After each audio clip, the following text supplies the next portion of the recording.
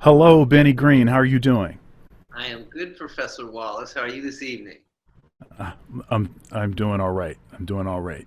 Excellent. We were just chatting a little bit about my son Moses, and kind of being cooped up a little bit is causing him to bounce off the walls. Um, but he's doing well. Family's doing well, um, and we're we are where we are, and stuff is happening, and we're just trying to minimize the effects of this thing. And um, but I was thinking when I was thinking about our interview, uh, of course, it caused me to reflect back, um, how we met, and so we met actually in October, and that was playing with the Columbus Jazz Orchestra, and you, Jeff Hamilton, and John Clayton were featured artists, and was a terrific concert, terrific playing, and then also uh, you, Jeff, and John came to Ohio State, uh, uh, and did a profound master class, something that was well attended, and I mean it was only standing room in there, and something that all of the students were bated breath. They were on every single word Yeah, some real that you, youngsters in there too. yeah, and you guys let them have it. And you said all the truth and all the real stuff, and it didn't scare anybody. They was just eating it up.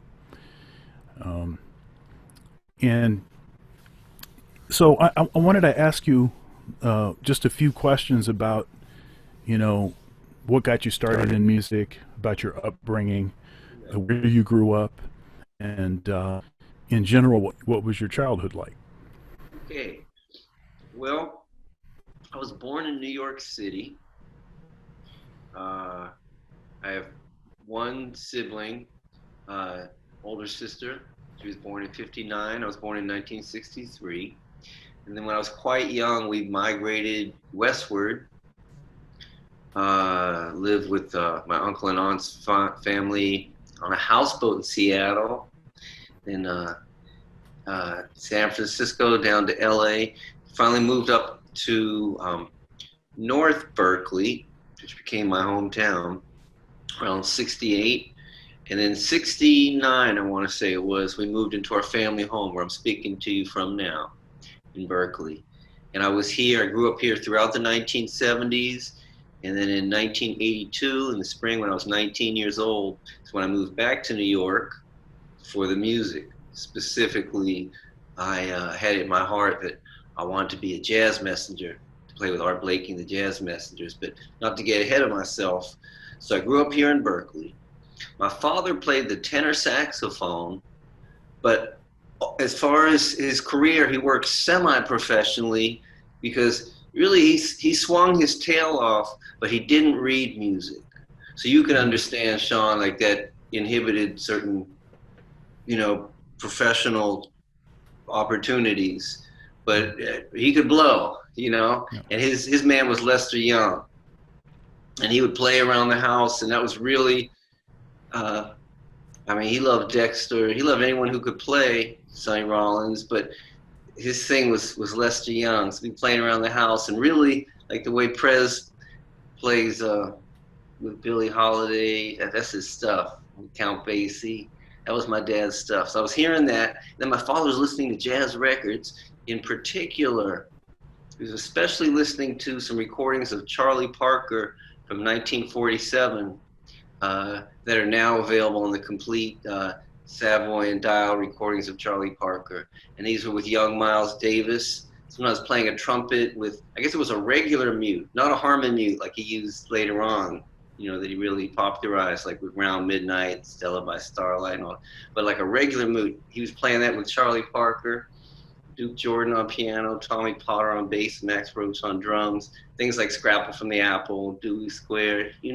I was hearing that, and I really dug. It was so slick, the sound of the two horns, the woodwind and the muted brass instrument playing these melodies together, sometimes unison, sometimes octaves, sometimes like sixths or thirds, sometimes contrapuntal. I didn't know these words. I wasn't a musician yet, but I was hearing it and digging it. Ooh, they're singing the song together, but the two instruments, it's not just two different brass instruments or two, it's like there was a rub there just between the timbre of the two instruments. It was so hip. And then the other record my father was listening to a lot, like heavy rotation, was Thelonious Monk, an album from 1962 called Monk's Dream. So it's a quartet with piano, tenor saxophone, bass, and drums. Charlie Rouse playing the tenor saxophone, John Orr playing the bass, and Frankie Dunlop playing the drums. So like that stuff was swinging. And it was all swing, but there were different kinds of swing, I want to say, happening on the different records. And I dug it. So I was quite young, and my father had a portable record player, LP player, out in our garage where he would be sculpting, kind of like his man cave, you know? And I would just go out there and hang with him while I was listening to the records. And I was fascinated, excuse me, Sean, to watch my father's relationship with the records while they're playing, because the music would be going on, the needles on that vinyl record going around, sounds going through the air, and then I was watching my father, he was smiling and he'd be bobbing and weaving. Like, oh, that's magic. Plus, it's like you could see the instruments. Like I could tell that it was like it was four people, saxophone, piano, bass, and drums. And it was a different sound than on the Bird records.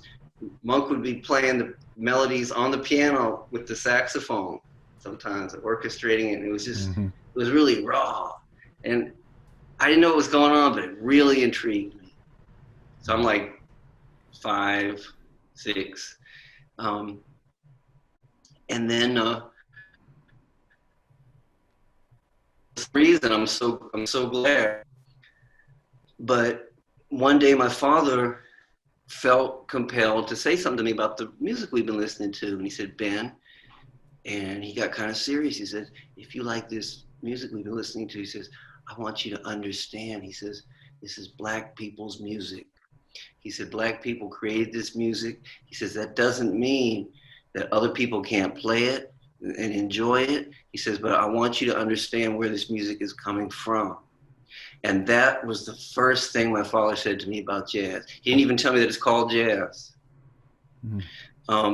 He said he also had a beautiful record, a live record of Ray Charles live at Newport, has him holding an alto saxophone on the cover, a slick blue sharkskin suit. You listen to that. Billie Holiday. So when I was 6 years old, we got a piano. We got a used upright piano that we still have in our home, the same piano. And we did not have a lot of money when I was growing up. But I remember going with my parents. I remember this day, it was raining. And I want to say like something was going on with the Apollo landings or launching right around the same time we went. And it was raining that day. And we went to like a showroom, what you call them, where they had just a whole bunch of used upright pianos and such and spinets. And we picked out this one. It's beautiful wood, like walnut kind of wood. And it's old pianos, ivory keys, a little couple cigarette burns, soulful, you know. We brought it home, and man, I was fascinated with it from jump. Not unlike the way most kids would be to touch a piano. Like you notice, like you can choose your own low and high notes, kind of responds to the way you touch it, experimenting with that. And it just, the piano, like it talks back to you depending on how you touch it, and you feel the vibration. Those very first sensations you have touching the piano, I was into it. So speaking of the cigarette burns, I located like right in the middle of the piano, middle E, was like a latch for a key. So I could locate the E by that. I hadn't noticed the combination of 2 black keys and 3 black keys yet. I hadn't even put that together. But I just found this marking for the E, and then there was a cigarette burn down a major 10th below it at the C. So I found this interval of a C and an E, a 10th, and I would play this interval like, and I would just go down to diatonically down the white keys. And I didn't know, that's Beethoven.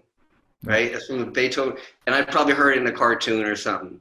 But so I asked my parents for lessons because I was just really intrigued with the instrument. But because we didn't have a lot of money, and my sister had started taking lessons, by the way, and as I said, she's 4 years older, so she was like 10 at the time.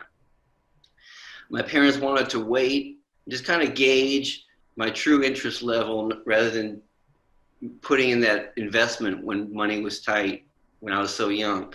So they saw after a year went by, I was 7, I was still hanging at the piano every day. I was trying to write my own songs, like just coming up with my own like code for like how to write down the notes. And so my parents got me my first teacher, and for the first time, I didn't want to practice anymore. Because I didn't think of it as practicing before I had the lessons. And the teacher noticed after a while something about me, and she telephoned my parents and said, I think you should try to find a jazz teacher for Benny because he seems to like to improvise. Because she noticed the pieces she had me play, you know, Mary Had a Little Lamb kind of things. I would try to change up the rhythms or do something different. So I thought that meant I was in trouble, but she was actually liberating me, you know, setting me free. And I was so blessed, Sean, that growing up here in Berkeley, there was a man named Phil Hardiman, passed some years ago, who ran a jazz department throughout the Berkeley public school system, beginning at the 4th grade level. So what's that, like 8, 9 years old? All the way through high school. He would go to all the Berkeley public schools, and there were several for neighborhoods and such, and teach us jazz. You know, for the elementary school, it would be a simpler level, you know, in terms of reading and technically speaking, but he would introduce us to like a blues scale and called them solo notes to introduce us kids to him. And if you took like any note in like a minor pentatonic scale that he would write out in a certain key, it would sound harmonious. So it would help us get our confidence. You dig? Choosing our notes and rhythms. He did that for us. And this was also really important for me because prior to going into the 4th grade and meeting Mr. Hardiman, seeing kids my own age playing, I associated the music with older people, with my father and the faces on his album covers, you know? So seeing kids my own age doing it, that really made a heavy connection for me. So I tried to teach myself, was going through this exposure in the school through Mr. Hardiman and his program, and then at home, my father was really helping me. When I was about 10, he just kind of gave me a talking to one day, and he said, you're going to have to decide whether this is going to be your hobby or your life. And it was more to the talk than that, but it was a heavy moment. I still remember it. It was right up here upstairs in our house where I'm talking with you. And I think I cried a little bit because he was challenging me. And it was, I'm not trying to be more dramatic than I am any other time, but it was kind of a life-changing moment for me. And he did it with care. Maybe because, in hindsight, I want to say, because he knew he hadn't necessarily gone all the way as a professional. And maybe he wanted better from me if I had that same kind of bug that he does. He loves jazz, you know? Mm-hmm. He certainly, in that regard, as I mentioned to you, he didn't read music. As years mounted and I continued with the piano, my father really emphasized to me the importance, not just of being able to read music, but of being a really adept reader. So fast forward many years, once I started getting calls for record dates, into my early 20s, I was thanking my father, as I always am, anytime I have a chance to play, for like making sure that I know how to read music, So I could say a whole lot more as we go, but I want to like. Yeah. Change. Thank you. Man, I'm just so interested in what you're saying, your story and everything. I was a little self-conscious with my quarantine haircut. Sorry. Well, fortunately, my quarantine haircut looks the You same. look clean, man.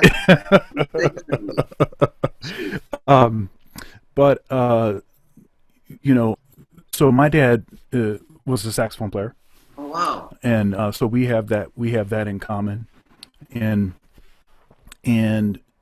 likewise, I feel tremendous gratitude to my dad for probably the thing that he taught me, um, that has benefited me the most is uh, he wouldn't let me make excuses.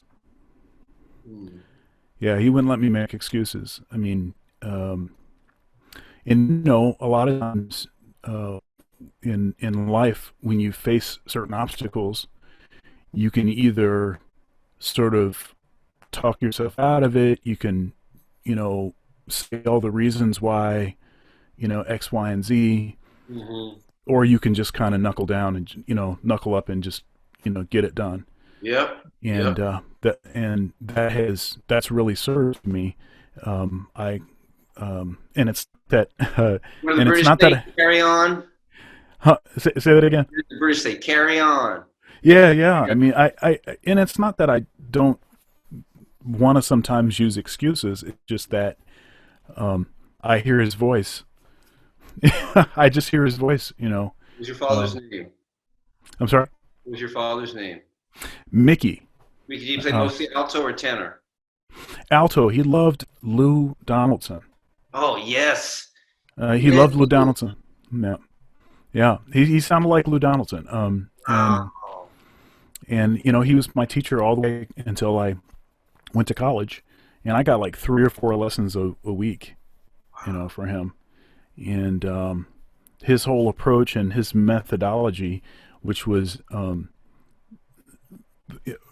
just one thing I want to mention about his approach.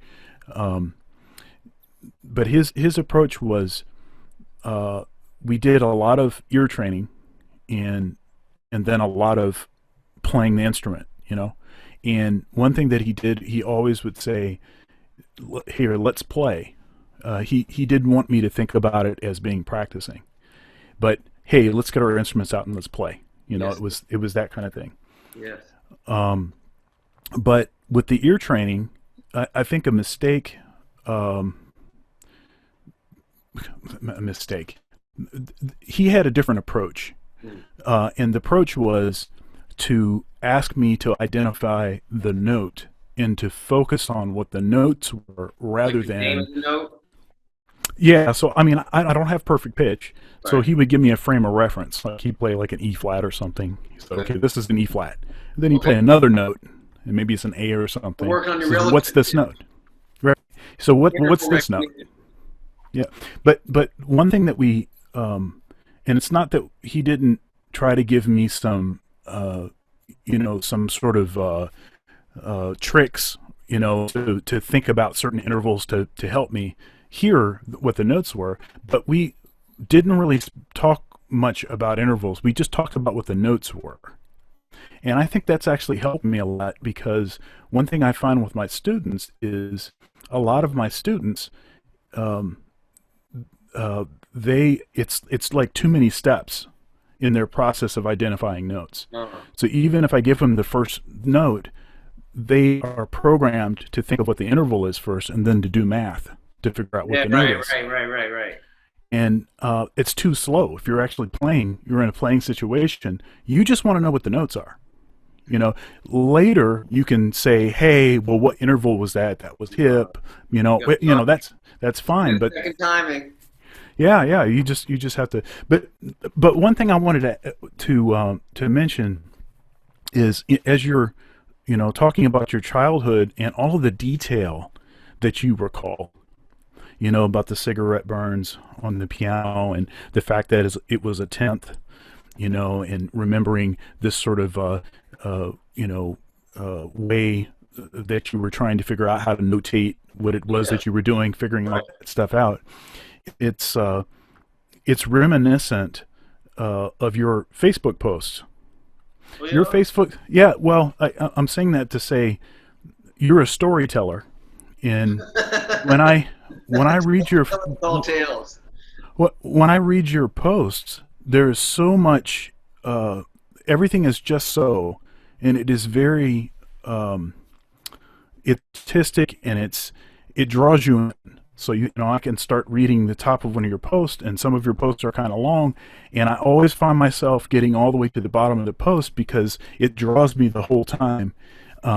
And that's Oh, what's happening now. That's what's happening now as you're telling your story. So I didn't want to interrupt you because I'm getting drawn in about by all the detail.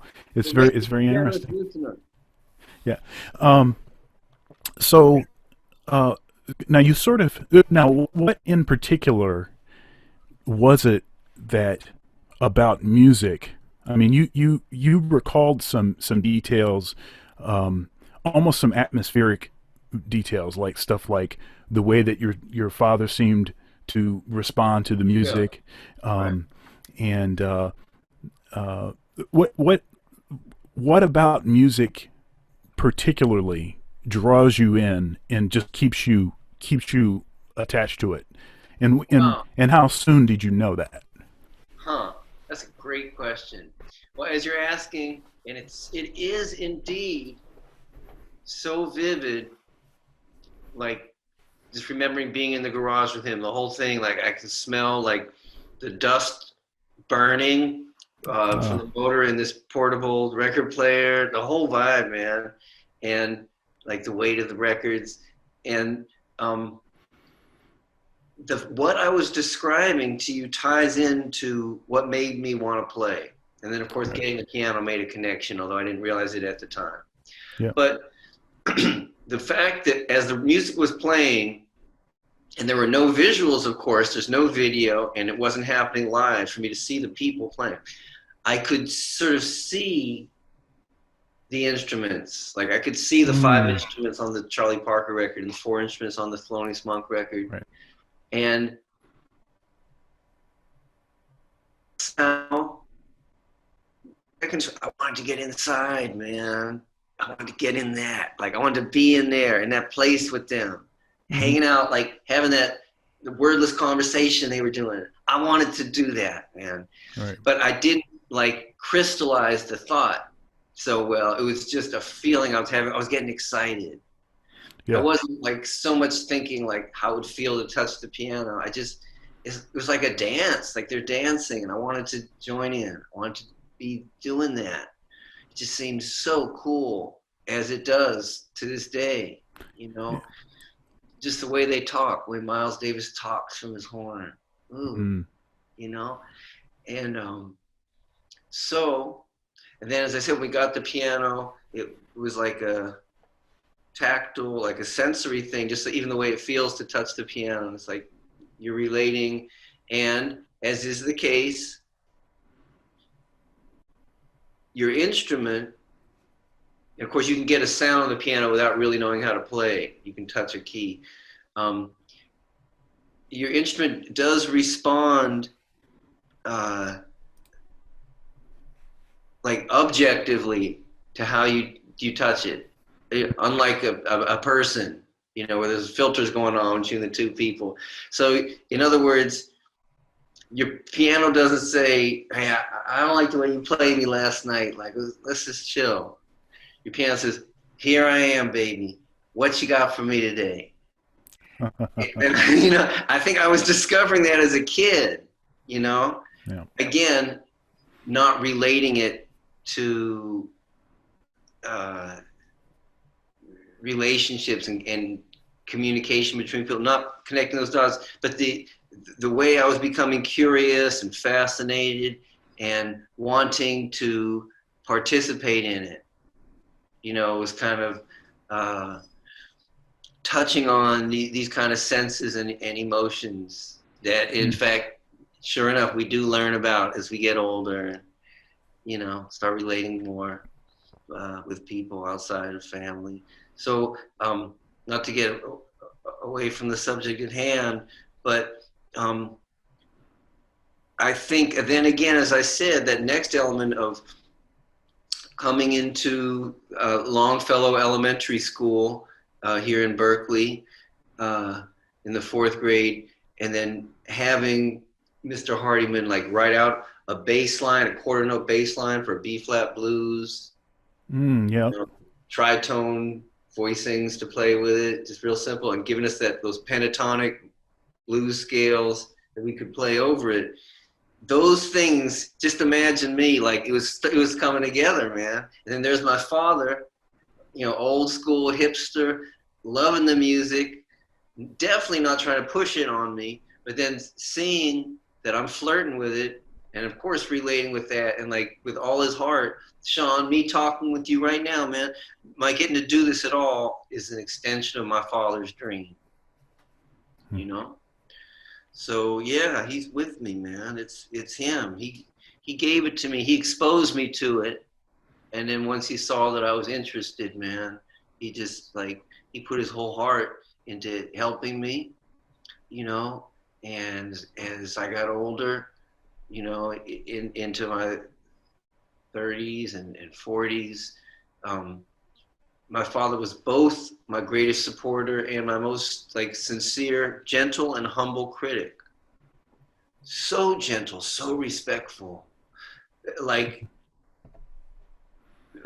he's my father, and we, for lack of a better way to describe it, we see God in each other, and we're being that respectful. It's not about who's the elder, who's the younger. Just respect the music and the process. He was so beautiful the way he spoke with me about music.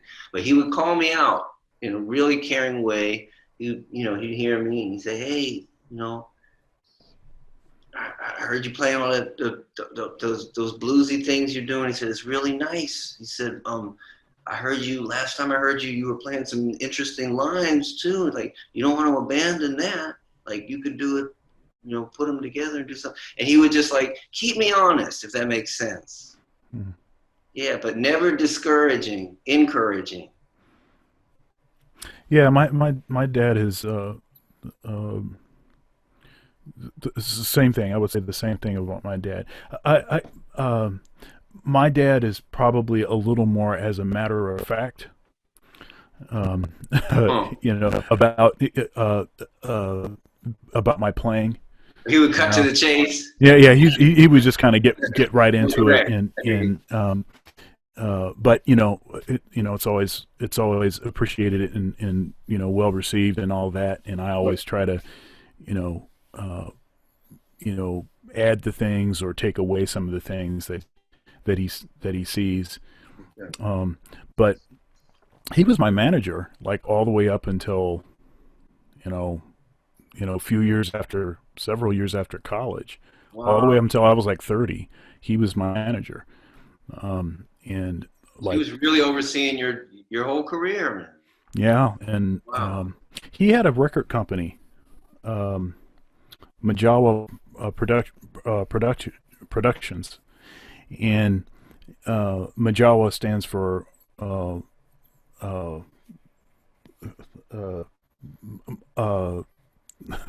Michael James Wallace.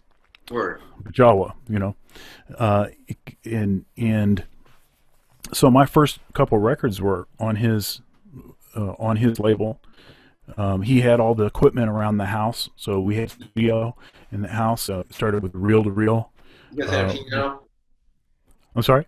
You guys had a piano?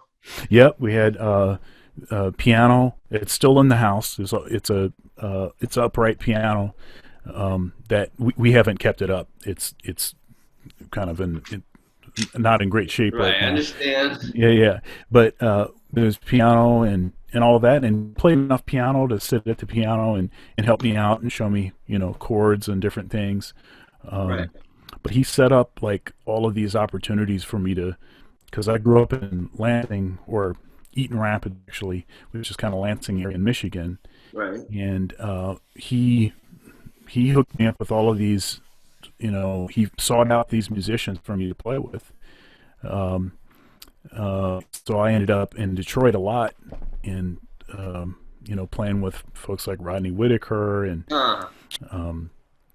Marcus Belgrave and Dwight Adams and Vincent Chandler and Roy Brooks and the Artistic Truth. I played in that band. You and Bob Hurst know each other? Yeah, sure do. And so it's just it's like you were saying about your dad. I owe everything. There's no part of what I have I can feel that that. I can feel that from you. you know. In your whole plan, just yeah, the way it feels when you play. What it means to you. You can feel that it's coming from that. I get it because I come from that too. Yeah. Yeah, yeah. Wow. Do you have So recordings of him? do I have recordings of him? Hmm. I have one recording, and it's on a cassette, and it's in my studio. I should go back and listen to it. I haven't listened to it for many years. But you know what I should do is I should transcribe it. Mm, mm, mm, I, mm, mm. I, and I don't even know why I've ever done that, but I should transcribe it and learn how to play it and give it to him as a gift. Ha ha. You know. What a beautiful son you are. So when you talk a little bit about mentors that you've had, I mean,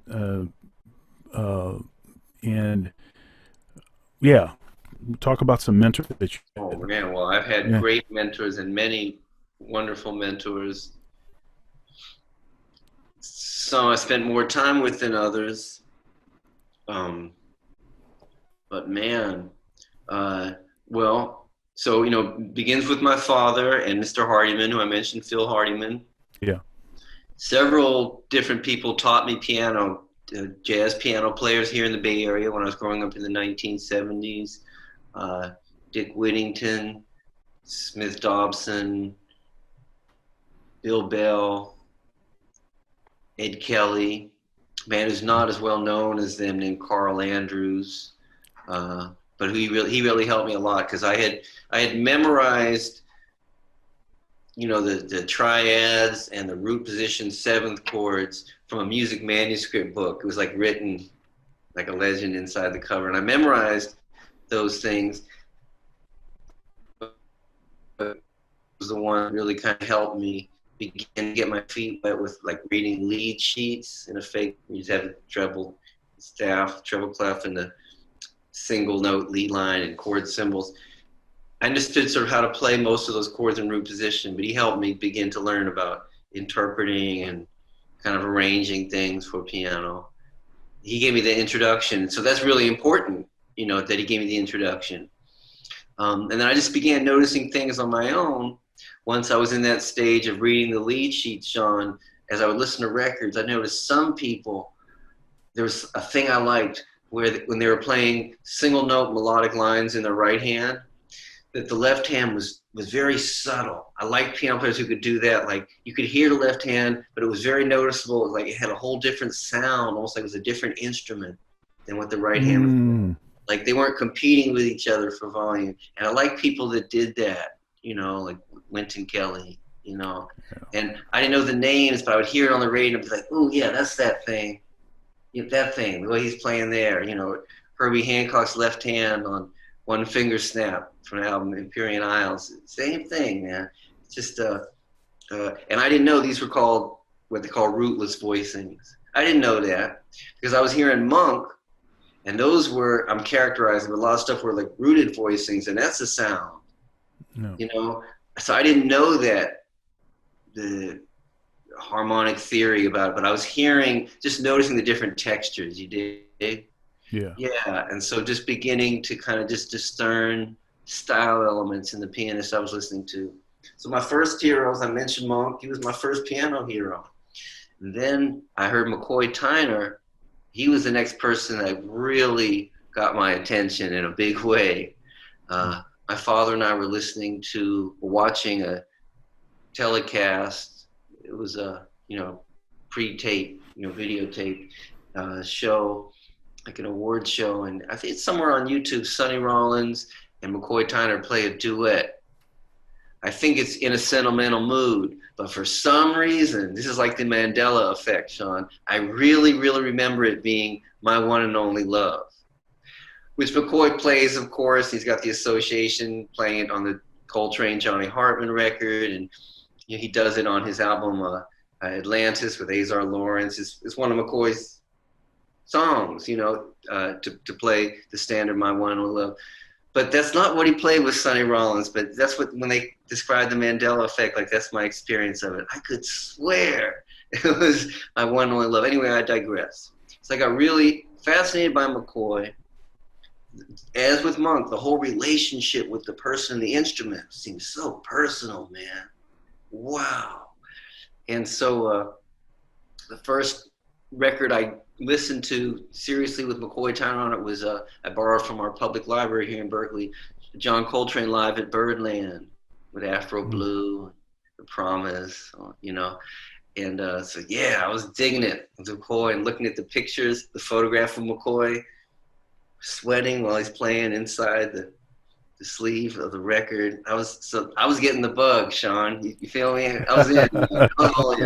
Then the third person, I was hearing wonderful pianists, but the third person that really cinched it for me, I was like, yeah, that's what I want to do. Cedar Walton. Yeah, hearing him on the radio, hearing some of his originals and hearing the way he played. So between Monk, McCoy, and Cedar Walton, I said, yeah, I want to be a jazz piano player. I want to do that. So that was it, man. At that point, like I knew what I wanted to do with my life. Yeah.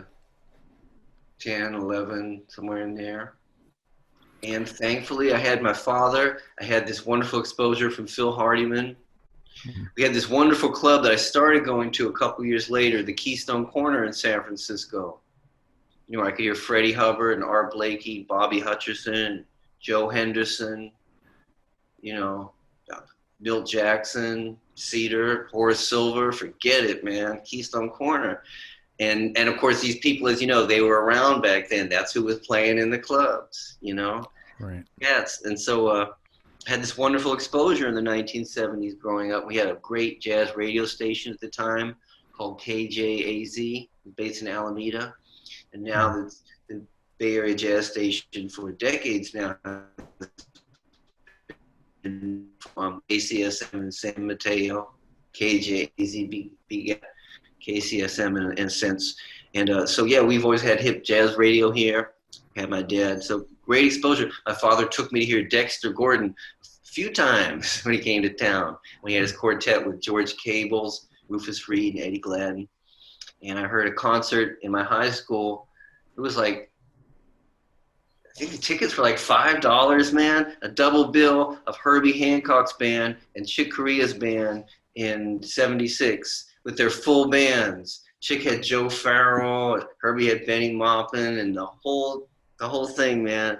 And they were both on Columbia Records at the time, sort of in their early mid-30s.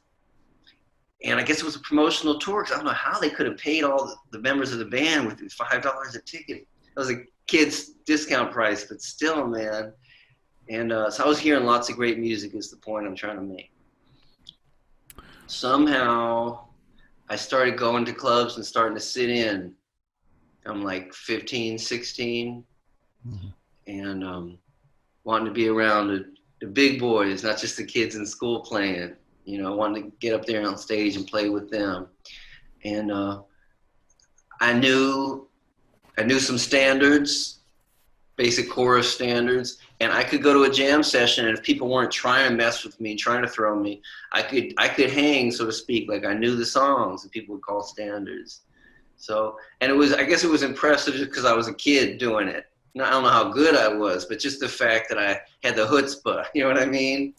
So I'm getting ahead of myself, though, because a significant thing that happened for my career and musical acclamation was that in 1978, I was turning 15, like freshman, going into my freshman year at Berkeley High School. I auditioned and was chosen to be a member of the Monterey Jazz Festival Next Generation Jazz Orchestra, which at the time they called it the California High School All-Stars. Different high schools would compete for this. So I got to Patrice Rushen, had done it a few years before me. You dig? And so the guest directors the year I got to do it were none other than Thad Jones and Mel Lewis, man. Yes. So, and I had a really just beautiful experience, not a lot of talking, but the exchange that I had with Thad Jones was so encouraging. Like that's when I knew, like, I'm not just a kid in school doing it. Like I'm I'm a very, very, very young, gonna be a pro. You know what I mean? If that makes it. It's not an ego trip. It's like you just gotta look at where you are. Like, I'm here playing at the Monterey Jazz Festival. So it was really wonderful to have that kind of opportunity. And so I started gigging with people here in the Bay Area, like professional situations. A wonderful vocalist who's still doing it, Faye Carroll. And so that was like first time, like wearing a suit and tie for the gig. Open up for the vocalist, leading the trio from the piano. I'm leading. Play a couple songs, bring her up, accompany her, playing standards and blues, and real blues, you know, Oakland blues, you know, and getting a chance to learn that between Faye and her late husband Jim, like again, like talking to me about what I'm trying to say. I don't know why I'm trying to be so politically correct, but about the black thing, you know, just about all these elements, the church and getting elements of the guitar and vocal elements into the piano, and just like serving the music, different kinds of blues, not just one she did, different kinds of blues, different kinds of shuffles, and then and so it was really great training for me. I mean, that's some of the best training for a pianist or a guitarist, is working with a vocalist, right? And I'm a kid getting, and then again, the professional structure, you know, you be on time, be dressed. And then I sat in with the great Dr. Eddie Henderson. Next thing I know, I'm working with Eddie, man. So by the time I'm like 16, I'm gigging. I'm still in high school, but starting to mess up in high school. Just like missing classes, and just my priority is hanging out at night with the musicians, you know, playing the gigs. And then I wanted to listen to records. I wanted to like I said, when I was first hearing the records, my father's, I wanted to just be in there, be in the culture of the music. Well, I heard Art Blakey live, and that did it, man. I had heard the band a couple times at the Keystone Corner. First, the band with Valerie Ponomarev playing the trumpet, Bobby Watson on alto, David Schnitter playing the tenor, James Williams on piano, Dennis Irwin playing the bass, and Art. This is like late 70s, that whole period when it's all really starting to jump for me. But then, so I heard a few additions to the band. But when I heard the band, I want to say it was 1981, with Wynton Marsalis, Branford Marsalis on alto, Bill Pierce on tenor, Donald Brown on piano, Charles Fambro on bass, and Art. Something really hit me, man. I'm like, I'm getting my butt out of here. I'm going to New York. That's where they are. I'm going to go hear the band. It's going to be my life. I'll tape the band whenever I can. I'll sneak my Walkman Sony cassette recorder in. I'll learn the songs. I'll play along with the tapes. I'll meet Art. I'll get to sit in at some point, and I'll be prepared. He's going to want me to be in the band. And it happened, but it's really important for me to just kind of note that it took 5 years from the time I moved to New York, which was just a few months after hearing the band with the Marsalises I mentioned, spring of '82. 5 years before I finally joined the Messengers, April 3rd, 1987. And I like to say that, like, if any young folks are listening, that it's so important, if you have an aspiration to play in a certain band or with a certain band leader, it's going to take work. It's going to take a lot of heart, patience, and humility. But it's also, be prepared that it might take more time than you expect if it was all played out in a movie. And if you really, really, really, really want something, then like you can't give up the ship. Yeah. So imagine if after just 1 year or 2 years, I said, oh, I guess it's not going to happen. No, I hung in there, man. And I kept going to hear the band. The beautiful thing is, in that 5 years, after 1 year, April of 1983, just turned 20, Betty Carter hires me. Mm. See my big smile? I got to tour the world with her for 4 years. Only reason I left was because Art finally offered me the gig. But Betty, man, we play every tempo, every key. So she's so demanding that you keep it fresh. She doesn't want you phoning it in. She doesn't want to hear you repeating your licks. Be in the moment. Improvise. Give it energy. Give it drama. Give it passion. Make it sexy. Make it pretty. Swing. Swing your behind off. You're on the gig with Betty. It's just like, man, that was like, I just got dosed, man, with Betty. Then when I started with Art in April of 1983, it felt like I was starting again from scratch, man.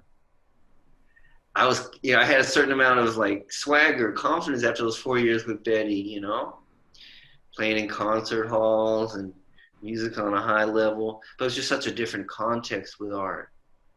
You had like 3 different horn soloists up front as opposed to the one vocalist.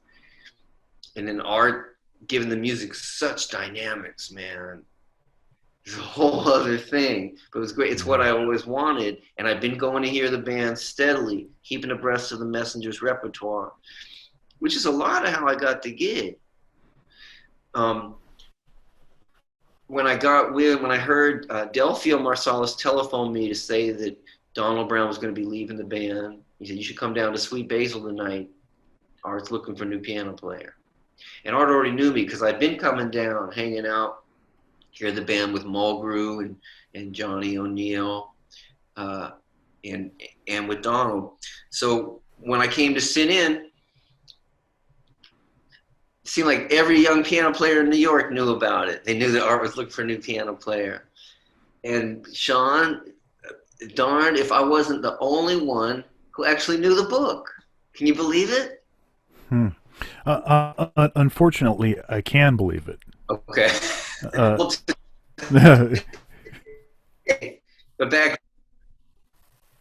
because maybe you would agree with all the digital and internet accessibility that young folks have been given, sometimes people have conversely become a little more relatively complacent than we used to be. We had to really go after the music. Yeah, it's like that thing, you ask someone, do you know it or do you Google know it? Ooh. Yeah, it's like, nah, you don't really know it. You just know how to ask Google. I know how to for look the it answer. up. Yeah. Wow. Yeah. That's heavy. But I'm also, not surprised that you knew it. Get on a date. Let me Google how to kiss. Sorry.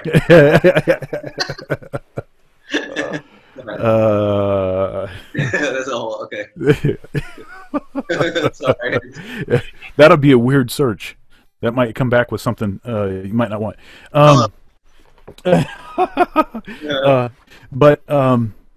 So you're playing in Art's band.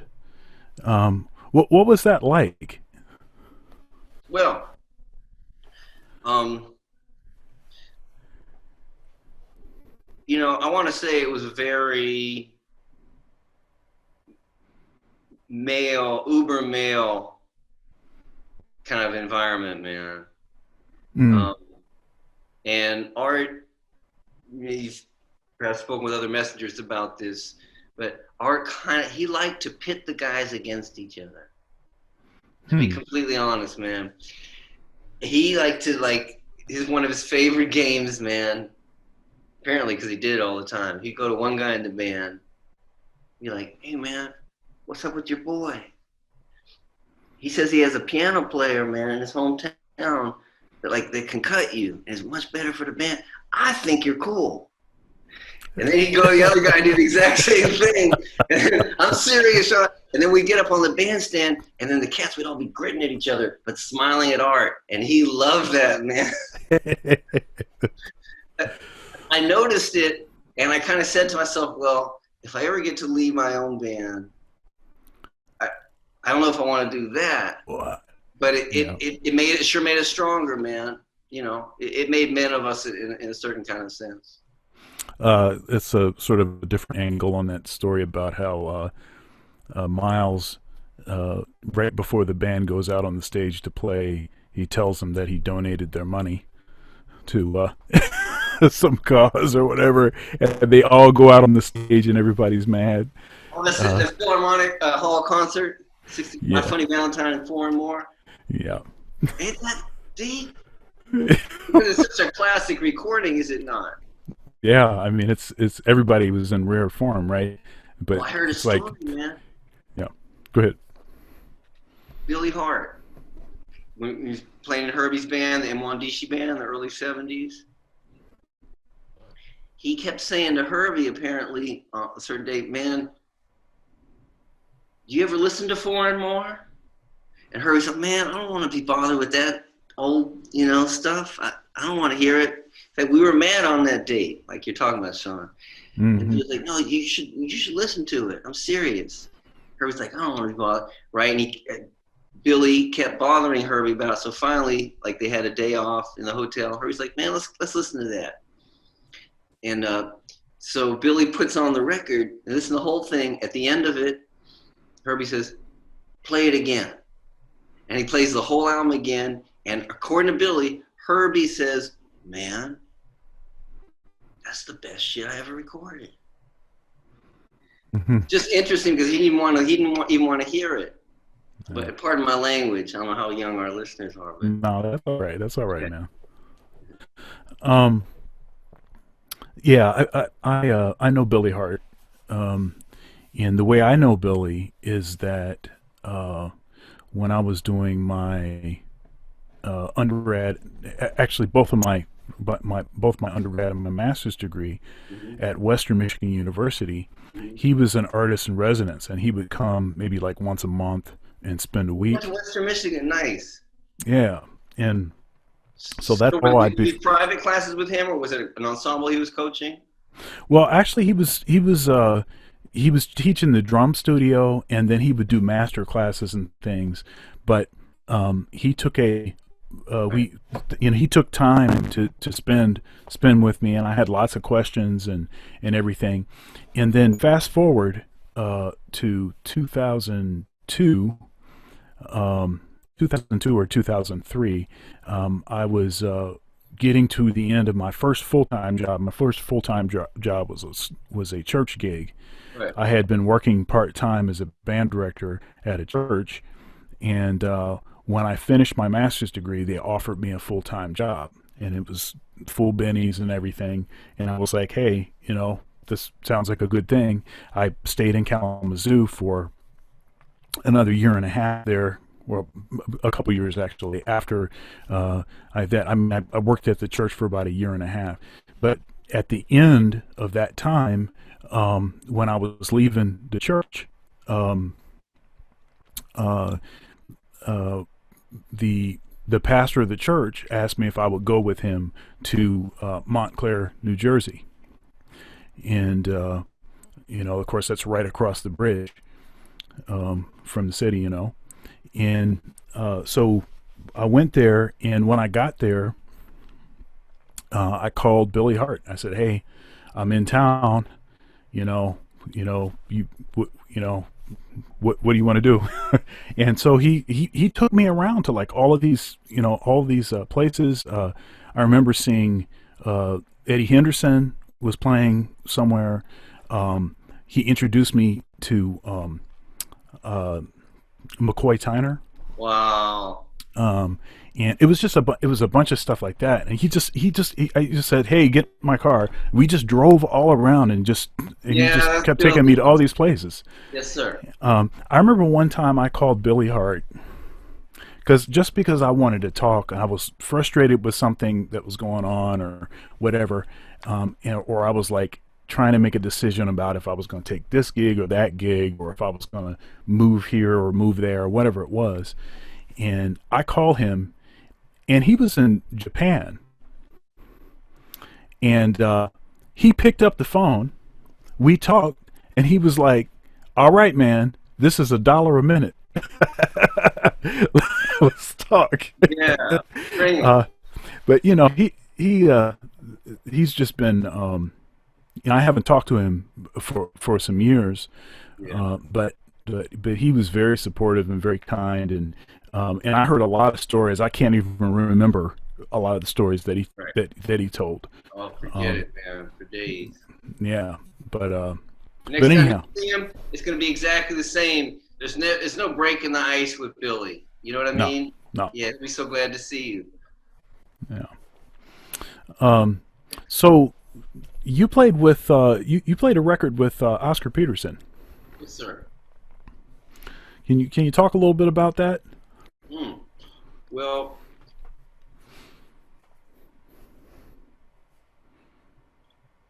I met Oscar in the fall of 1992 when I'd been in Ray Brown's trio for a few months. Yeah. We came to Toronto to play a restaurant, which has since closed many years ago, which was called the Bermuda Onion. Mm-hmm. And Ray mentioned, Jeff Hamilton was in Ray's trio at the time, and Ray mentioned as we were coming into town to play this week-long engagement that Ray and Jeff would be having dinner with Oscar Peterson and his wife Kelly on the weekend, and that Oscar, in fact, might be coming down to hear us on the weekend. Mm. Ray mentioned a few times during the week, so there was like a buzz going on with me. Oh, shoot, he might be coming down. So I knew, I think it was the Saturday evening of a Tuesday through Saturday engagement. I knew that that was the evening that Ray and Jeff were going to go have dinner with the Petersons. I came to the show, came in, there was Oscar and his wife Kelly sitting at a table with Ray and Jeff. So I met him before the show, and he said, "Young man, I've heard good things about you. I'm looking forward to hearing you." So we played first set, and it felt good. Felt good.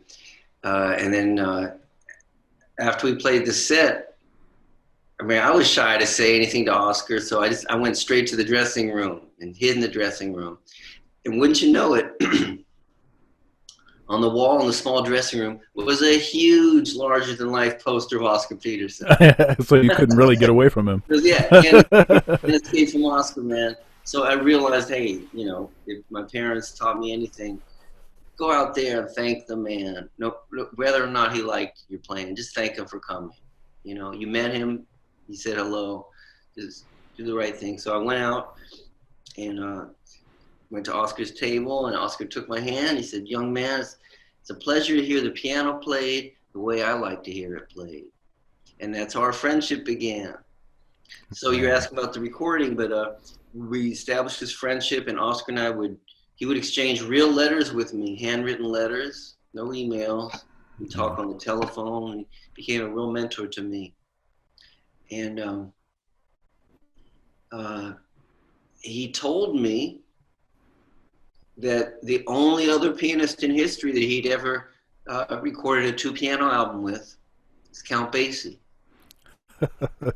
Right? So that's Goodness. yeah, put something on my mind. And man, when we got into the studio, he was all business.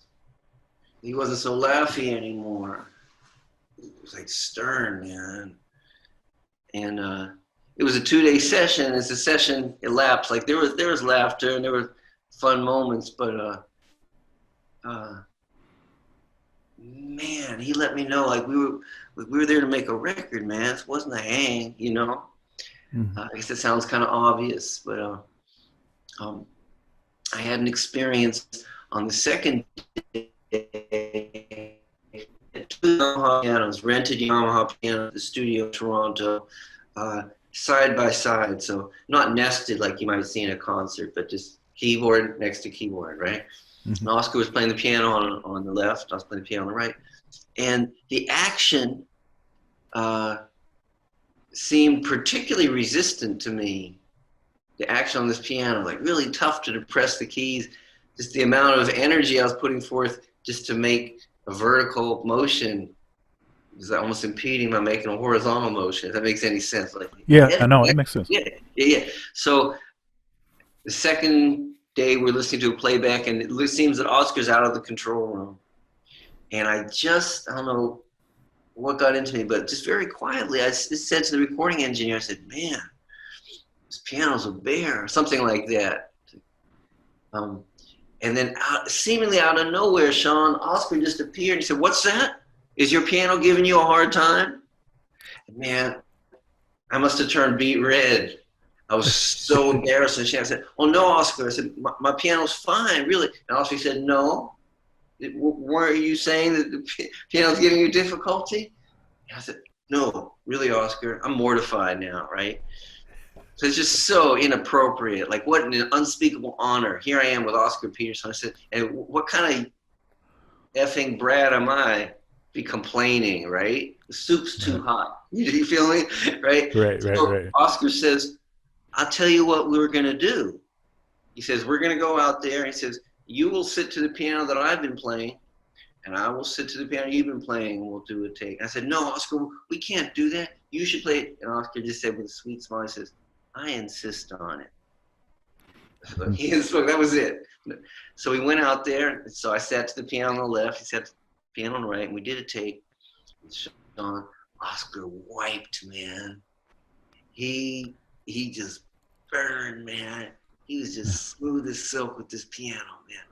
And so after we finished the take, I looked at him. I said, you know, with egg on my face, I said, I see it's not the piano player.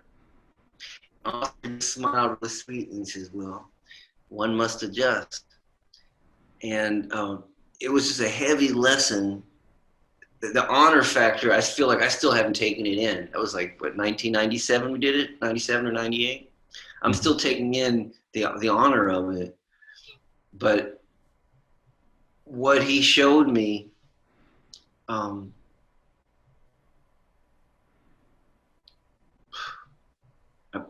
once I'm at a loss for words, man. He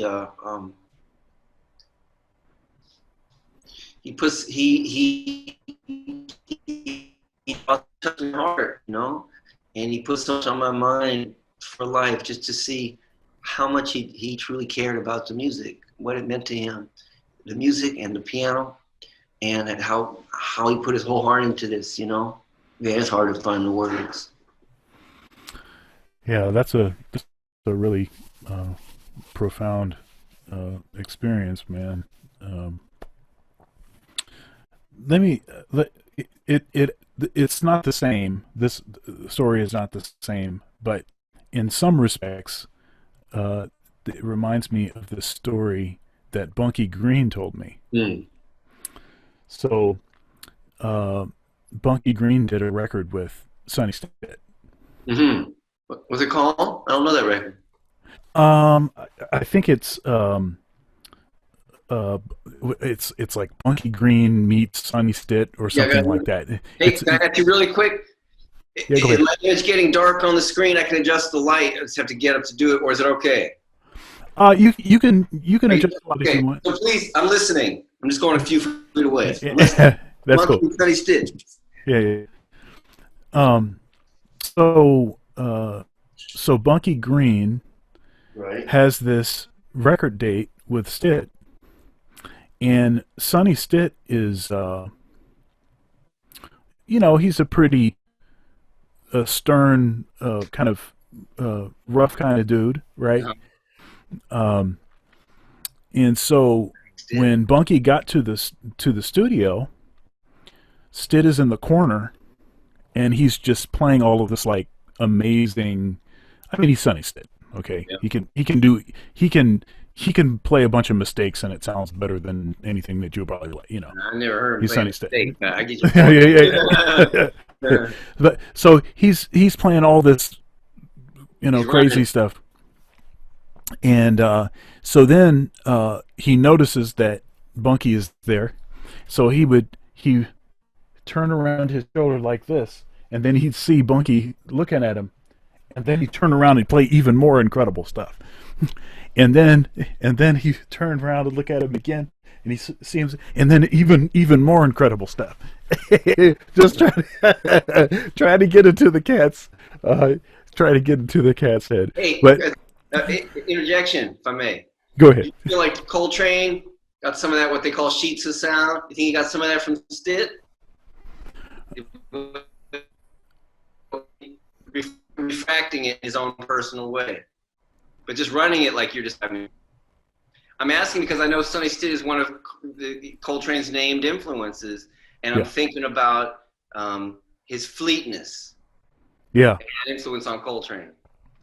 Yeah, I mean, definitely. I mean, so so we know that there was a direct influence on Coltrane by Charlie Parker. Right. I mean, he played alto. He played in the same band that Parker, played in. He really emulated Parker. And then when he started playing tenor, he sounded exactly like Dexter. And of course, Dexter is like a direct transference of Charlie Parker, of the language of Charlie Parker. Plus, Dexter, too, right? He's got a lot of prez too. Dexter. Yeah, right. But he's also the first player. Dexter is also the first player that had that really edgy kind of sound. Oh yeah, he and Wardell, they're like the first bebop tenor players for sure.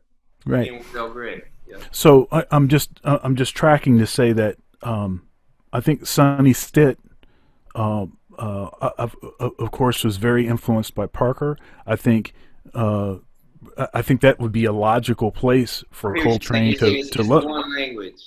Yeah. Bird language. Yeah, I feel you. Yeah. Well, what do you suppose Coltrane? Let me ask you, put it to you this way. As a saxophonist, I'm curious your take on what do you suppose Coltrane is referring to specifically when he names Sonny Stitt? Like I think, what are the names? You've seen him too, like early interview, but he names Sonny Rollins, Dexter Gordon, Sonny Stitt, and Stan Getz. It's like his primary tenor influences. And I figure that means certain things, like obviously it's a sound thing he got from Getz, and Sonny, man, what can you say? Yeah, I think the thing that players that have the kind of proficiency and clarity that Coltrane had, what they get from Stitt is that clarity. Virtually, it's hard to find players that have a lot of. Go ahead. No, I'm sorry. I shouldn't interrupt you. I was saying, is it like articulation? Articulation, precision, rhythmic accuracy, Accents. The way that he, accenting, the way that he, everything is exactly where it's supposed to go. The precision, even of the language that he speaks. What about Cannonball in that regard? Yeah. Cannon. Yeah. Yeah. So, I think that but it's hard when I have these conversations with anybody that has a lot of technique on their instrument and accuracy.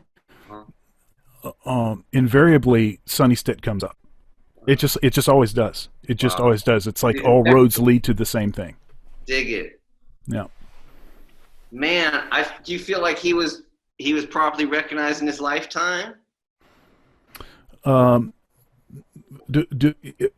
Stitt? Yeah. Yeah, I mean, the thing with Stitt, and one of the reasons why he started playing tenor was because he got tired of hearing the bird clone comments. Right. And the thing is that when I listen to Sonny Stitt, now see, Sonny Stitt was my first big influence. It was my two big influences are Sonny Stitt and John Coltrane. And I backed into Parker, after a steady diet of Sonny Stitt. That's all I wanted to listen to was Sonny Stitt. And when I hear Sonny Stitt doesn't sound like Charlie Parker. Right. I mean, he's influenced by Parker. All of us are influenced by Charlie Parker. You can't get that genie back in the bottle. We know that. But dare I say, Sonny Stitt, his precision with the bebop vocabulary is unparalleled. Right. I mean, he's so clear with the language in a way that maybe had Parker lived longer, that he would have achieved that. Um, uh, but just the precision that Stitt spoke with, I They just would have think is kept each other unparalleled. honest. They would have kept each other honest. Oh yeah, yeah, yeah. Yeah, like some people were saying, like Freddie Hubbard would have been out here longer if Lee Morgan had lived. Like Lee would have kept Freddie. You know, they would have Mm, kept each other in check. I don't know, woulda, shoulda, man. I'm so grateful. We've had these visitations. You know that we have the recordings. My God, yeah. what if this? I mean, heaven forbid. What if these recordings weren't here and it was just folklore? You describe Charlie Parker to people. No words can equal hearing like 12 bars of Charlie Parker. You know, it's interesting because in a real way, the European classical tradition is full of that sort of folklore because there's not recordings. No It's recordings of Franz Liszt playing the piano. right. Yeah. And so with us, we can always consult the recording, and our music is so, uh, there's such a primacy, of the oral aspect. The oral tradition is there's a primacy of that over the written tradition. Mm-hmm. Mm-hmm. Um, so, you talk about like transcribing. Like whenever you see an error in a transcription, you're not going to correct the recording. Obviously, the transcription is wrong. That's Right. because we know that the recording existed first. Right. It's the Right. truth. It's the gospel truth. That's right. So in the European classical tradition, um, this whole idea of the sort of sanctity of the score, and that whole thing, and it's not that we don't have respect for certain arrangements and certain composers within the jazz tradition, and we want to serve that well, but definitely uh, there still is the primacy of the oral tradition. You know, it's just, and that's always going to be that way. Um, Mm-hmm. so so Danny, when I was younger and through college and everything, I had a lot of time to practice, but I don't have as much time to practice these days. Yeah, I hear You you, know, family man, well, family man and just teacher. yeah, the other responsibilities and things, and it's just that's just how it goes. So I have to learn how to be very efficient about what it is that I practice. Oh, you gotta make that Uh, time count. If you got 15, 20 minutes, what you gonna do with it, right? yeah, I'm curious. What do you practice? Huh. Um, Well, I'm and happy to discuss it openly, but I want to make a disclaimer. sure. Whatever it is, it's the thing to do, right? I can tell you, I can answer your question honestly. How I practice, what do I do? But maybe it should be taken with a grain of salt, perhaps. Okay, Mhm. because I want to note that my technique is very much homemade. It's not classical technique. Mhm. And, and so I have my own sort of methodology, right? Um, basically, in keeping with what you just said about you don't have the same kind of time you used to. I mean, man, I'm not exaggerating. There were times I used to practice as a lifestyle 10 hours a day. Now, we understand to actually practice 10 hours out of a 24-hour block takes more than 10 hours. You got to eat, you got to pee, cannot answer the phone. Like, you can't do that if you actually have a life. Like, I could Mhm. just bury myself. It was before there was an internet, texting, other responsibilities. I would do that, man. But to practice 10 hours might take you 14. You know Yeah, what I mean? yeah. But so that was back then. And so fast forward, like you, I'm like, okay, when I was teaching at the University of Michigan in Ann Arbor between 2014, 2018, 4 years, it would be like that. Like, okay, I got this 15, 20 minutes in here between students, right? I answered Right. my emails. I got this time. Okay. And so I asked myself, in all practicality, what's my priority? And this is why, again, I want to emphasize, I'm not saying this is what someone else, a younger person who might be listening to us, quote, should do. I'm just being honest with you and answering your question. So I asked myself the question, what's the primary thing I do when I play the piano in terms of a shape? What's the main thing I do, if I were to break it down to the essence, is this. Like playing lines with my right hand. Doesn't mean I don't play lines with both hands. Doesn't mean I don't play chords. But like if I had to, what's the main thing? You dig what I'm saying? Yeah. Right, okay. So like if someone were to say, what is the most common form of straight ahead jazz? You have to answer them. It's 12-bar B flat blues, right? Or someone else might say 12-bar F blues. But okay, so if this is the main thing I do, I'm telling myself, and I only got but so much time, let's focus on this. Okay, so that means already, since the piano, people like Herbie Hancock have shown us can do infinite things, then this is not the only thing we're actually going to do. This is just focused, prioritized practice. So I will sit down. I practice with a metronome a lot of the time, a click. I'll sit down and just, without thinking necessarily about what it is I'm going to practice, I'll just start to play. I'll just land my fingers and just like play a phrase, a few notes, and I'll stop. It'll probably be like in time. It'll probably like have a rhythm to it, what I just played, without having thought about it in advance, no premeditation. Without questioning why I played that tempo, I'll find that tempo on my metronome. I'll hear it as like half notes or quarter notes or something, and I'll find that click, I'll tap it into my metronome. With no self, I'll just start playing right there.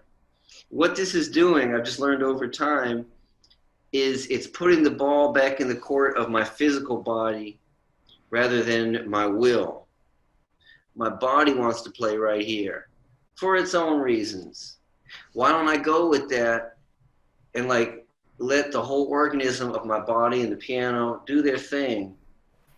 You know, rather than just be so caught up being the taskmaster up here, tell myself, well, you need to practice this tempo here, you know, quarter note equals 147. No, man, just my body's feeling it here. And so that's something I do just to answer your question. I'll start playing there, and inevitably I'll hear a key center, like a major or minor key maybe.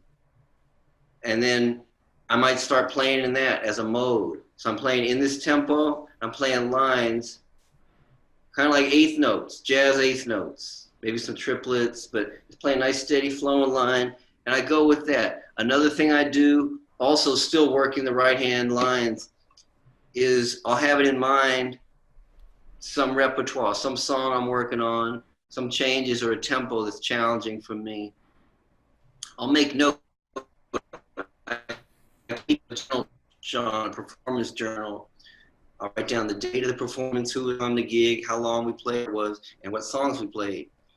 And I tape it. I tape my shows, so I'll listen back. Inevitably, if, you know, for one who's conscientious, every time you perform, you get your ass kicked one way or another. So I'll have it in my mind, man, that tempo, right? When we went into that break and that chorus, man, that was subtle.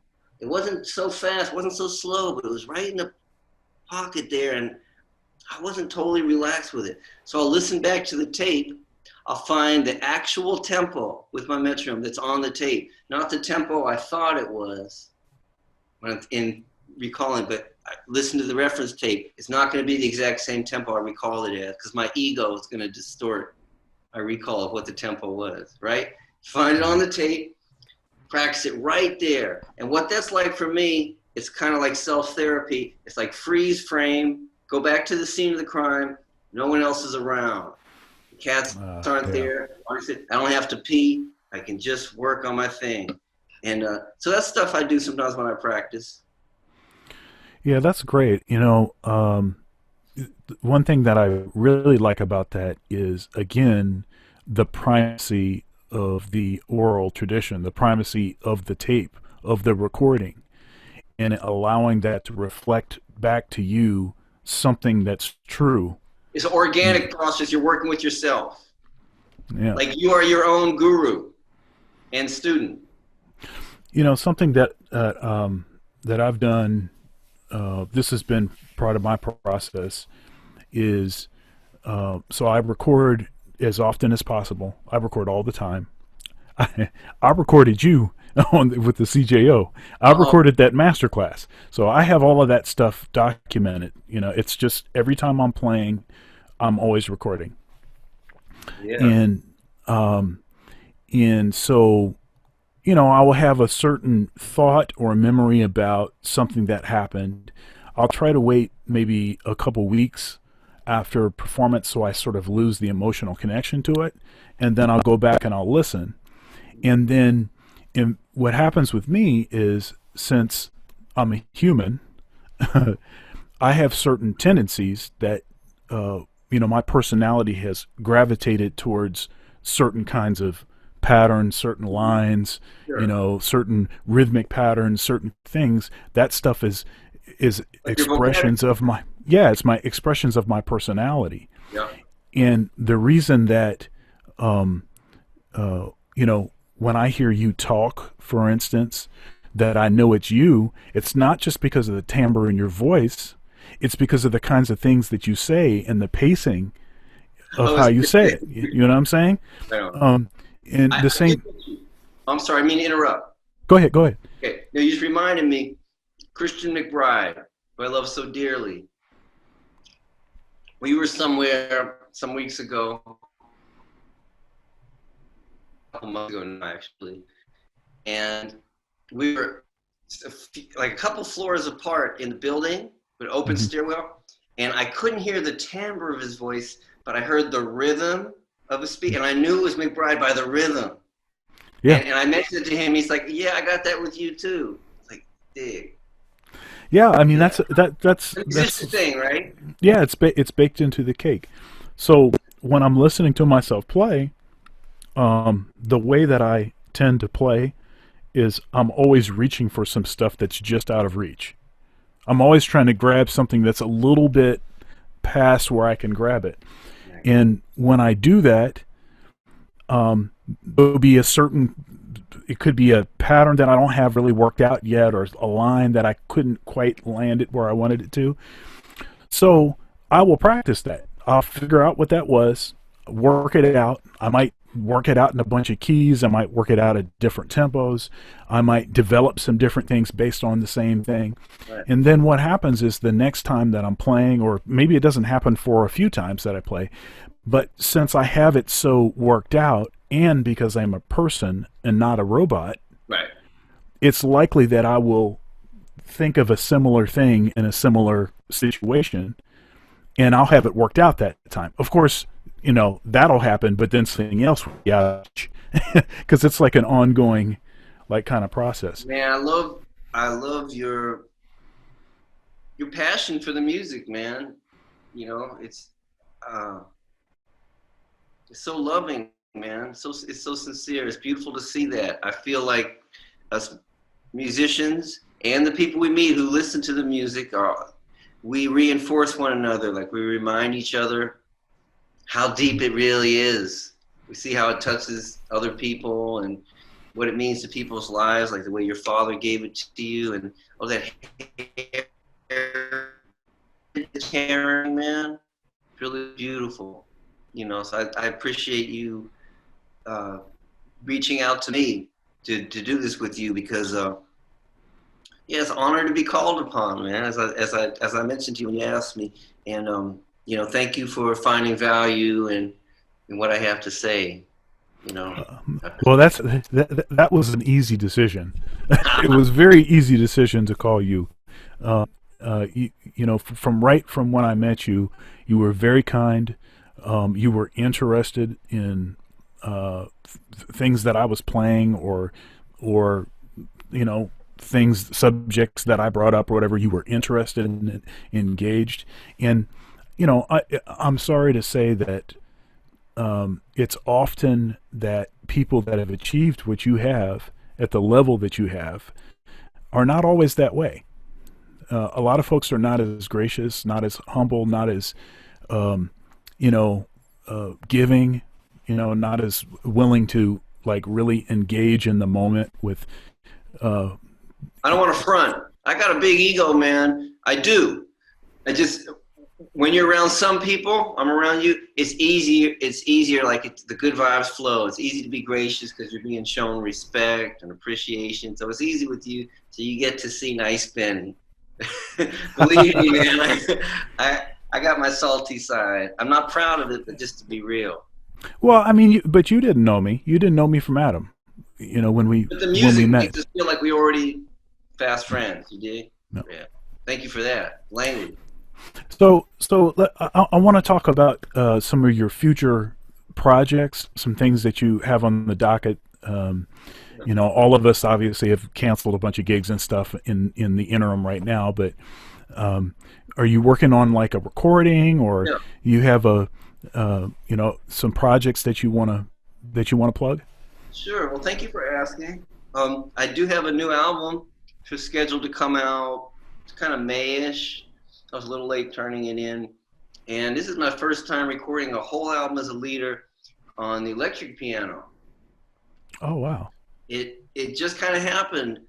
My current album, which is called Then and Now, features acoustic piano and a few songs like the Rhodes with the piano. There's no entire tracks, the current album, that are just solo, only Rhodes. They all have some piano. But the new one, it just ended up being all electric with the trio, David Wong playing the bass, Aaron Kimmel playing the drums, and same couple wonderful guests that are on my current album, Then and Now, wonderful flautist Ann Drummond and wonderful vocalist Veronica Swift. It's on a couple songs, only for melodies. And I stack the flutes, stack the vocals, so you'll hear them sound like a chorus of one vocalist or a chorus of flutes. I just use them for ensembles. And I love the Rhodes. I grew up listening to the Rhodes in the 70s. It was like kind of the main keyboard instrument you would hear on the radio and popular music, more than acoustic piano in the 70s. And but I've been kind of frightened, kind of scared to perform more on the Rhodes in earlier years, because I grew up in that, like, I came up as a professional in the 80s, in that whole Young Lions so-called period, going into the 90s, following in the heels of the sensation that Wynton and Branford Marsalis stirred up in the early 80s. And the record labels at the time were like looking for new, fresh-faced kids, look good in a suit. So like they were hoping to find a new Wynton. It's not going to be another Wynton, but that was the whole Young Lions thing, I think. In hindsight, they were looking for another Wynton, and he put the one.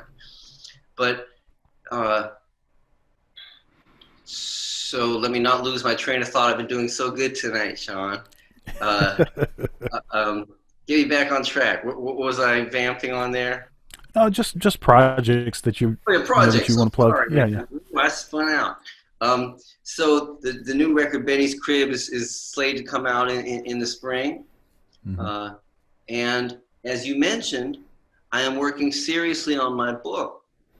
I've been writing autobiographical memoirs and getting into some personal philosophy. This is really going out on a limb because, I'm not really that well read when it comes to philosophy, but I'm feeling some stuff in my heart. I don't have a huge vocabulary to draw from, to write with, but I want to say some things, and it's just how I'm feeling now at 57. And I've been feeling the past couple years in my middle 50s. And there's some things I want to talk about while my mind is still clear. I know I'm not some old man on the mountain, but I just, honestly, man, I sense myself getting older, and now's the time to share some things about some of the great people I've gotten to be around. And by great, I mean big hearts. Yeah. I'm going to link your website in the description to this video, so people will. This will be recorded. Yeah. So beautiful. they'll be able to get to it. I said the word shit, and now I've said it twice. Oh no. It's okay, man. Okay. You're funny, man. Um, That's your,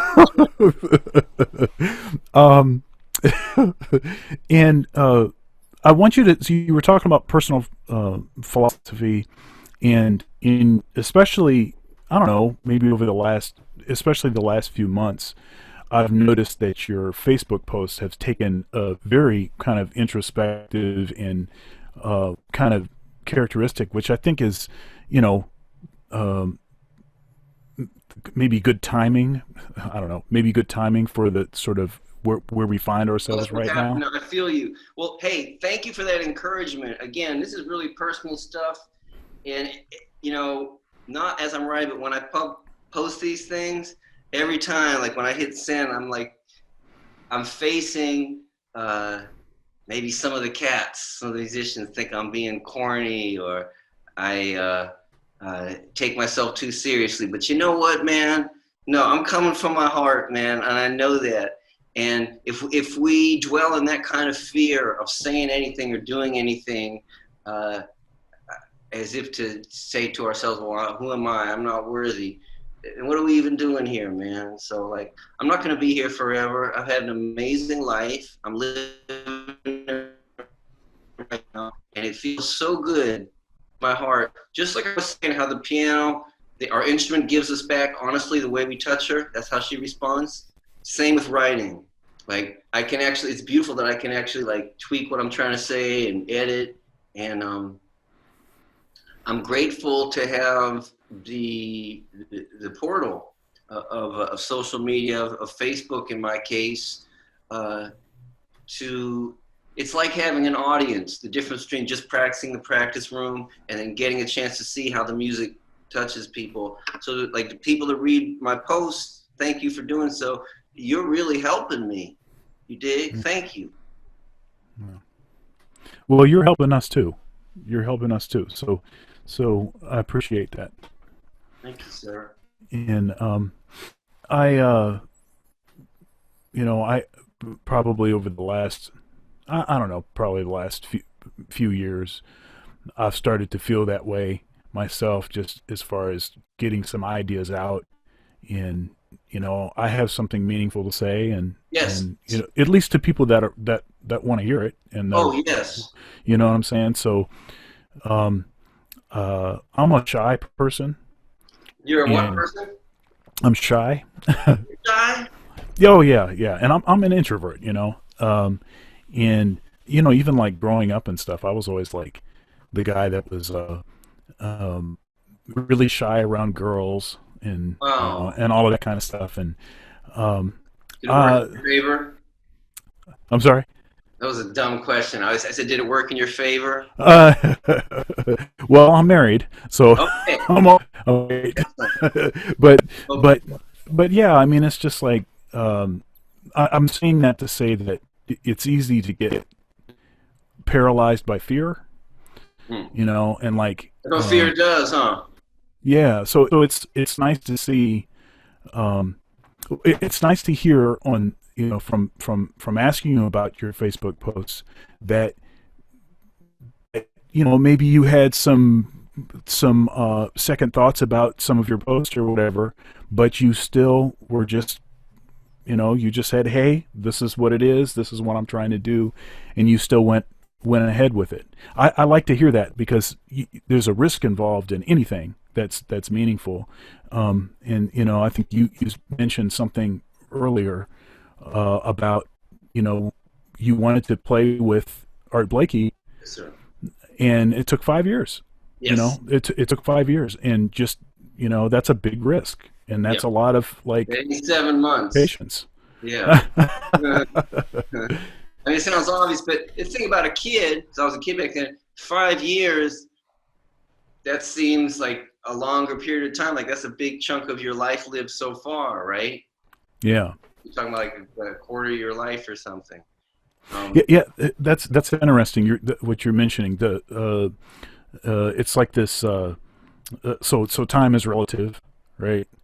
And so like when you're a kid, like when you're a baby, something, or like my son is 6 years old. You know, the significance of each day with respect to the percentage of time that it takes is so much more. And Yes. you get to, we get to our middle years, so to speak. Um, we've experienced so many things, that in order for our brain to actually be able to place things in a way that we can remember and experience, it has to take up a smaller percentage of your sort of bandwidth, you know, and Remember what year 12 months used to feel like 10 years? Or yeah. maybe yeah, that's just me. I mean, a year used to feel like a long time. Now it's just, man. Well, I mean, if you're 1 year old, then when you turn 2, that's half of your life. Right. And 3 is I mean, one I know third. we've been doing this forever, but like we're a third of the way into 2020 already. Yeah, that's really crazy to me. I cannot believe that May is like what, 8 days away or something, 7 days away. It's crazy stuff. Yeah, but no, you. I don't mean to sound corny, man, but you're blessing my April, man. I appreciate this. This is nice, man. Yeah, Well, you're blessing my April too. thank you, So, bro. so is there anything that you want to mention, or I think that that's you the want to say? main thing. The upcoming album is Benny's Crib, Me with a Rose, featuring Monica Swift and Hammond, David Wong, Aaron Kimmel, and my homie, wonderful Josh Jones playing percussion on the track. And I'm working on my book, but I don't just mean that in a just abstract, oh, it's ongoing. I'm really working on it. Like, I'd really like to have it together next year. I've got a lot. You taking some pre-orders? Say it again. You Pre-orders. taking some Oh, man. pre-orders? I haven't even gotten to the stage of like how we're gonna self-edit and publish and all that. I mean, we've talked about it, but I'm honestly just still writing and compiling and editing and trying to just look at the shape and structure that's evolving as I go. Because as I mentioned, I'm writing about autobiographical things, and as you touched on, I'm writing about some philosophical things as well. And I like to talk about some of the records. So just trying to see, how do I put this all together to be a book? So I've never done this before, but it's very meaningful for me.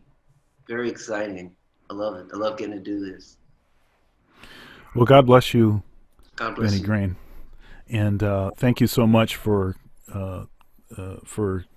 agreeing to do this interview and for sharing what you have to share. We My appreciate it. great pleasure that because my father gave me the music and people have helped me and I get a chance to be a part of the music, that I get to be invited onto your show and just, be treated well by beautiful people. There's so much more to the music than meets the eye, right? So thank you for this. Yeah. Yeah. All right, Benny. You have a Bless. good one. Thank you, Sean. God bless you. God bless.